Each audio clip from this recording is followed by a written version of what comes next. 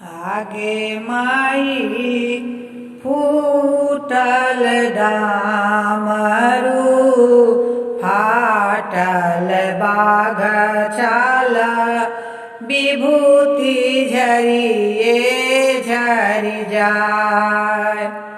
आगे माई फूटल डामरू फाटल बाघ छाल विभूति झरिए झरि जाय।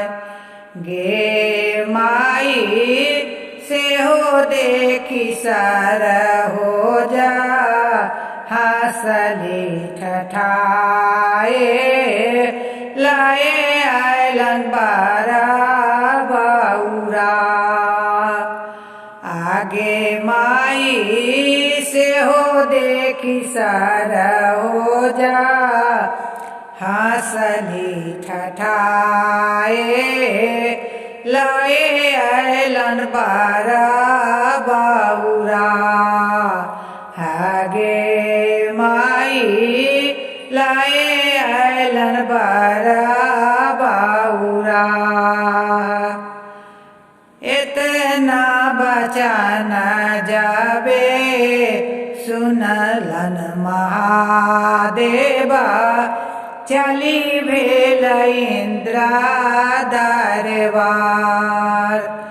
गे माई इतना बचन जाबे सुनलन महादेवा चली भेल इंद्र दरबार। गे माई ऐसन साजना साजो इंद्र लोगा सासुर लोग डेरा। गे माई ऐसन साजना साजो इंद्र लोका सासुर लोक डेराय।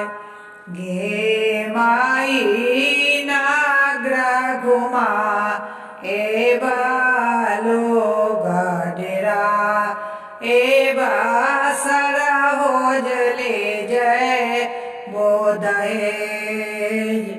गे माई नाग्र घुमा एबा लोग डेरा एबा सरा हो जले जय बोदहेज। गे माई इतना बचन जाबे सुनलन सर हो जा चली भेली ससुर जी के पास। गे माई इतना बचन जाबे सुनलन सर हो जा चली भेली ससुर जी के पास।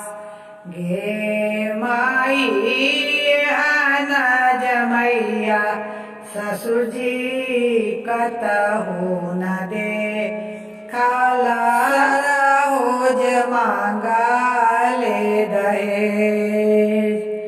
आगे माई हना जमैया ससुर जी कतहु न दे खाला सरा हो मांगा ले दहेज। गे माई चुपे राहु जी राहे पुतोहिया चुपे राहु नाग्र के लोग। आगे माई चुपे राहु जी राहे पुतोहिया चुपे राहु नाग्र के लोग। आगे माई डोली डोलिया मंगाए बा धिया बैठाए बा पुतहु के रखाबो छपाए आगे माई डोलिया मंगाए बा धिया बैठाए बा पुतहु के रखाबो छपाए आगे माई डोलिया मंगाए बा धिया बैठाए बा पुतहु के रखाबो छपाए।